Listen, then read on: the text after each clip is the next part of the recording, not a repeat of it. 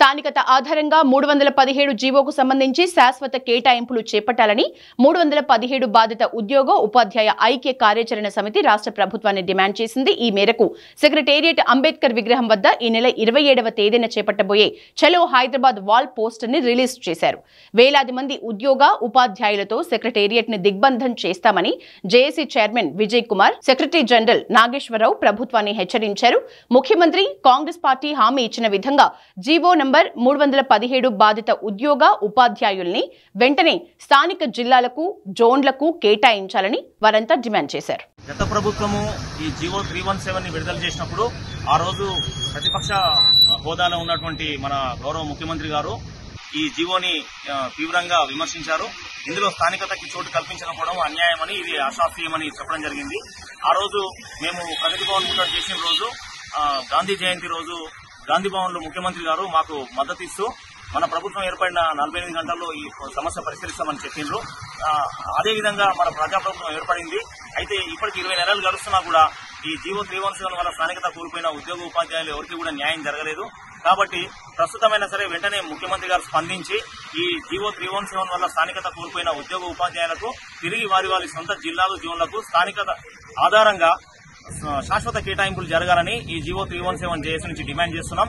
అయితే ఇటీవల విడుదల చేసినటువంటి ఈ జీవో 190 వల్ల ఎవరికీ న్యాయం జరిగేటువంటి పరిస్థితి లేదు. అది సబ్ కమిటీ ఇచ్చిన రిపోర్ట్ ఆధారంగా ఇచ్చామని జీఏడీ చెప్తున్నారు, కానీ ఇది పూర్తిగా తప్పుదోవ పట్టించినటువంటి జీవో. కాబట్టి ముఖ్యమంత్రి గారి దృష్టిలోకి ఇది వెళ్లాలని మేము కోరుకుంటున్నాం. ఈ 190 వల్ల ఎవరికి న్యాయం జరగదు. కేవలం శాశ్వతమైనటువంటి కేటాయింపులు, అది కూడా స్థానికత ఆధారంగా చేస్తేనే ఈ జీవో 317 లో జరిగినటువంటి తప్పులు సవరించినట్టయితుంది. లేకపోతే ఆ ప్రభుత్వం స్థానికత పట్టించుకోలేదు అనే విషయాన్ని మనం విమర్శించి మన ప్రభుత్వం వచ్చిన తర్వాత కూడా స్థానికత పట్టించుకోకపోతే ఇది స్థానికతకు చేసినటువంటి తీవ్రమైన అన్యాయం అవుతుంది. కాబట్టి దయచేసి వెంటనే స్థానికత ఆధారంగా శాశ్వత కేటాయింపులు చేయమని డిమాండ్ చేస్తున్నాం.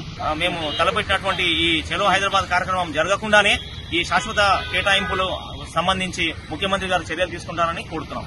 జీవో 317 ఉద్యోగ ఉపాధ్యాయ జేఏసీ తరఫున గత 4 సంవత్సరాలుగా అనేక పోరాటాలు చేసినాం. దాని ఫలితంగా ప్రభుత్వం ఒక 190 జీవోని తీసుకొచ్చింది.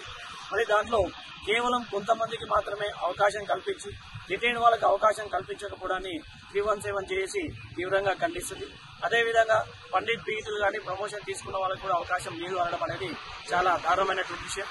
కేవలం క్లియర్ వేకెన్సీలలో మాత్రమే న్యాయం చేస్తామనడము, దానివల్ల కేవలం 5% మంది ఉద్యోగులకు, ఉపాధ్యాయులకు మాత్రమే లాభం చేకూరుతుంది.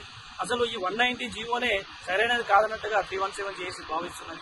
ఎందుకంటే మేము శాశ్వత కేటాయింపులు కోరుకుంటున్నాం, కానీ ఏదో 2 సంవత్సరాలు 3 సంవత్సరాల డిప్రెషన్ మేము కోరుకోవట్లేదు. అయ్యా ముఖ్యమంత్రి గారు, మీరు పీసీసీ అధ్యక్ష హోదాలో ఉన్నప్పుడు 317 బాధ్యతలందరికీ 48 గంటలలో న్యాయం చేస్తానన్నారు. మేము అదే మాటను మేము కోరుకుంటున్నాం. ఇంకా అంతకంటే ఎక్కువ ఆశించడం లేదు. మీరు ఇమ్మీడియట్ గా వెంటనే స్పందించి 317 బాధ్యతలందరికీ శాశ్వత కేటాయింపులు జరిగేలా చేయాలని చెప్పి కోరుకుంటున్నాం.